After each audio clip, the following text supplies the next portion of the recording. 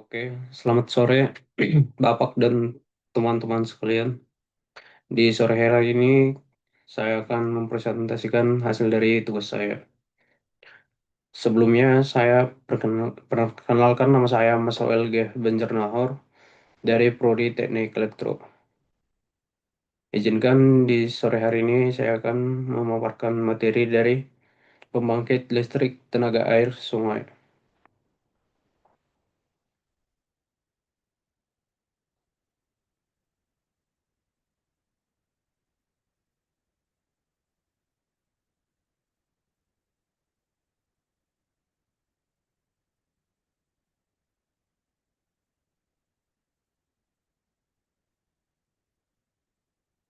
Oke, di sini kita lihat bisa membaca pembangkit listrik tenaga air sungai. Masuk ke slide selanjutnya, yaitu latar belakang. Energi laut dan pasang surut merupakan sumber energi terbarukan yang potensial. Yang kedua, pemanfaatannya dapat membantu mengurangi emisi karbon dan ketergantungan pada bahan bakar fosil. Yang ketiga yaitu namun untuk pengembangan teknologi ini masih menghadapi tantangan yang teknis di lingkungan. Yang keempat yaitu diperlukan dalam studi mendalam terkait dampak ekologis, efisiensi teknologi, dan penerapan berbagai lokasi. Selanjutnya kita akan membahas yaitu potensi dan prinsip kerja.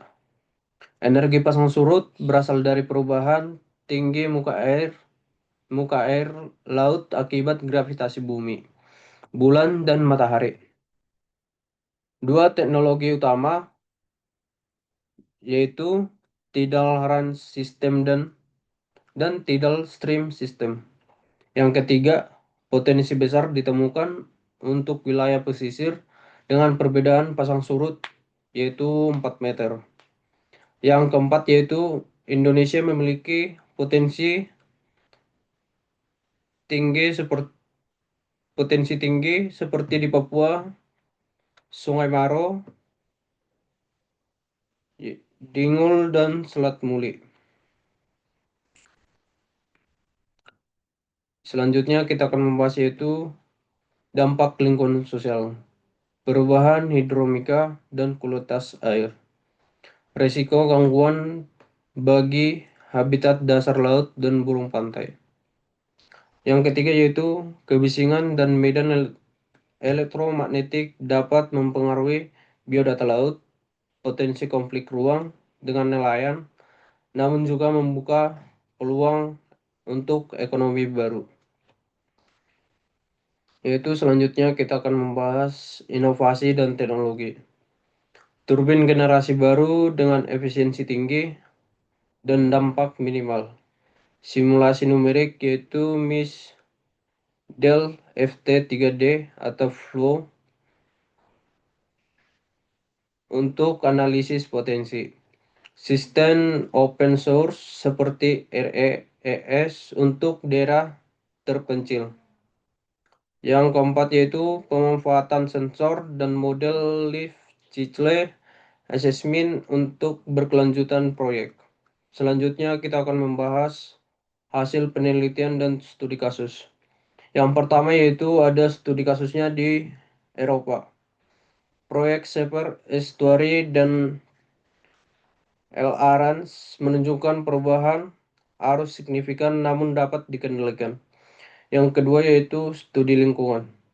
Turbin pasang surut tidak menurunkan kualitas ekosistem secara signifikan. Yang ketiga yaitu ada studi kasusnya di Indonesia, yaitu di Sungai Maro di Merauke menghasilkan energi hingga 5,3 kWh per periode pasang. Yang keempat yaitu pemanfaatan 10% energi pasang surut dunia berpotensi menghasilkan hingga 170 gigawatt listrik bersih.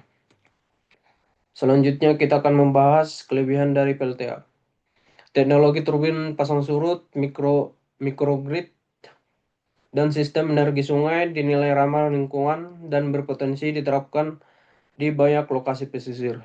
Yang kedua yaitu beberapa studi menyediakan data terbuka dan rancangan sistem yang bisa direplikasi secara global, yaitu seperti atau open source. Yang ketiga yaitu penelitian memperlihatkan integrasi lintas disiplin seperti teknik, lingkungan, dan kebijakan energi. Selanjutnya kita akan membahas kekurangannya. Kekurangan dari PLTA ini masih terbatas pada uji coba skala kecil atau lokasi tertentu. Hasil belum bisa digeneralisasi secara global. Biaya pembangunan dan pemeliharaan sistem masih tinggi dibanding sumber energi lainnya. Yang ketiga, ketidakpastian dampak ekologis jangka panjang terhadap ekosistem laut masih besar karena kurangnya data jangka panjang.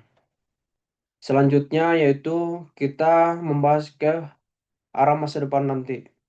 Yaitu yang pertama, energi laut berpotensi besar dalam transisi menuju energi hijau global. Yang kedua, dibutuhkan standar penilaian dampak lingkungan yang seragam. Yang kedua, kolaborasi riset internasional. Yang ketiga, kebijakan insentif dan pendanaan inovasi teknologi. Selanjutnya, dengan kemajuan teknologi ini dan regulasi yang tepat, energi laut akan menjadi pilar utama ekonomi rendah karbon masa depan. Yang terakhir yaitu kesimpulan. Pembangkit listrik tenaga air sungai dan sistem energi pasang surut merupakan teknologi terbarukan yang efisien dan ramah lingkungan, dengan dampak ekologis yang dapat meminimalkan melalui desain dan pemantauan yang baik.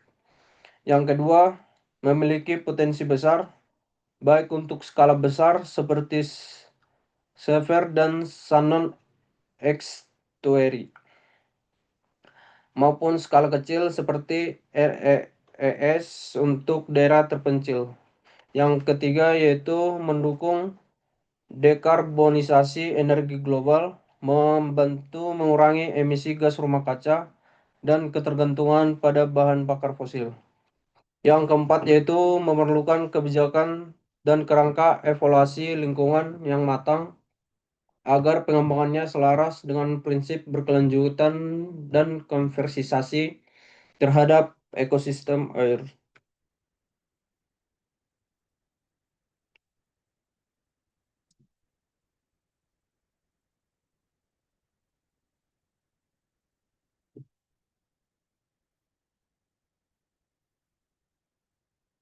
Terima kasih, selamat sore. Sekian dari presentasi saya pada sore hari ini.